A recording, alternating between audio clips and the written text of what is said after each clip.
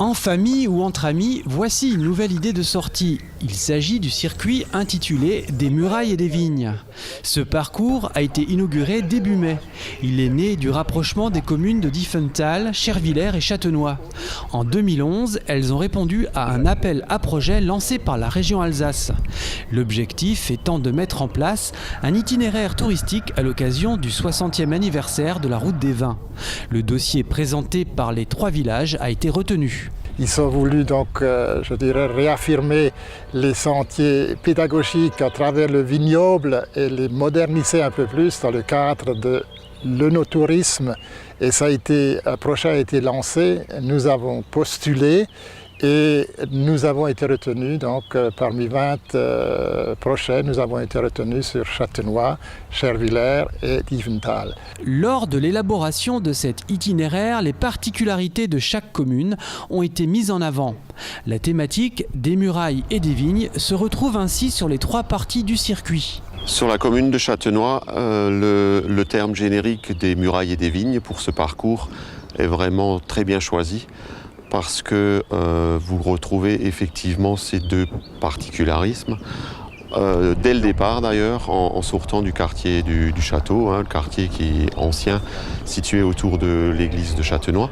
Ce circuit sur notre banc, à l'origine, il était prévu qu'à Scherwiller, on fasse ça isolément.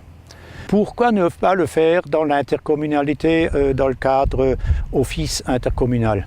En effet, le sentier existait, c'était le sentier des Roches qui existait avec différentes étapes, et on a profité de ce circuit pour effectivement expliquer, mettre des totems. Alors l'objectif, premièrement, donc Scherwiller, il y avait un sentier viticole, Diefenthal, il y avait un sentier des Roches, Châtenois, nous avions un sentier viticole apicole. Néanmoins, il fallait donner une âme à ces projets et les revitaliser. Le coût global du projet se situe entre 80 et 90 000 euros. Des subventions européennes à hauteur de 30 000 euros ont pu être obtenues. Pour ce faire, il fallait que la thématique ne tourne pas uniquement autour de la viticulture. Diefenthal s'est rajouté effectivement à ce circuit dans le cadre du FEDER, donc des subventionnements européens. Il fallait trouver effectivement des thèmes autres que la viticulture. Donc on a été contacté par Albert Karl, qui à l'époque s'occupait de ce projet, voir si on ne pouvait pas intégrer effectivement ce circuit, puisqu'on a un site assez exceptionnel, un site granitique, disons en Centre-Alsace. Long de 2,8 km, le circuit de Diefenthal se distingue par ses particularités géologiques. Le départ qui est au niveau du jardin médiéval, où il y a la fameuse table de pique-nique. Et puis on a la première étape qui est le Rocher des Celtes. Donc c'est un site géologique assez exceptionnel qui est unique en Alsace. Donc la deuxième étape, le Rocher du Sacrifice et la Wolfskirche. La Wolfskirche est une ancienne carrière de granit où on taillait à l'époque, jusqu'à la Première Guerre mondiale, on taillait donc le granit. C'était les Italiens qui taillaient les derniers, qui ont emmené le granit chez eux. La troisième étape, c'est le Rocher de la Baleine. Est apparu là un rocher tel une baleine qui sort de l'eau. Donc c'est celui-là qu'on a valorisé. Suivra ensuite la troisième étape, le Hansle-Gredel. Hansle-Gredel, donc les frères et sœurs, c'est 2 roches qui étaient accolées et qui sont séparées. Ensuite, on a le Pangerstein, le rocher donc du garde champêtre. Et c'est à cet endroit que le garde champêtre, à l'époque, surveillait le vignoble et surveillait surtout la fraise. Le sentier de Scherwiller s'étend sur 7,8 km et fait la part belle au patrimoine viticole de la commune.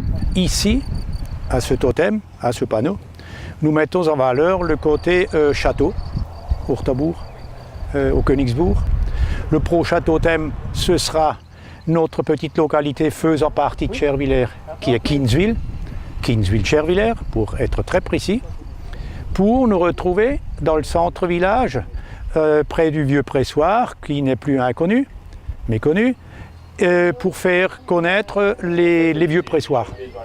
On se base là-dessus, sur une spécificité des pressoirs, avec naturellement, toile de fond, un très ancien pressoir qui doit avoir les 2 siècles à peu près. Nous allons dans le vignoble pour faire voir la vue dans les vallées et de Sainte-Marie et de Villers.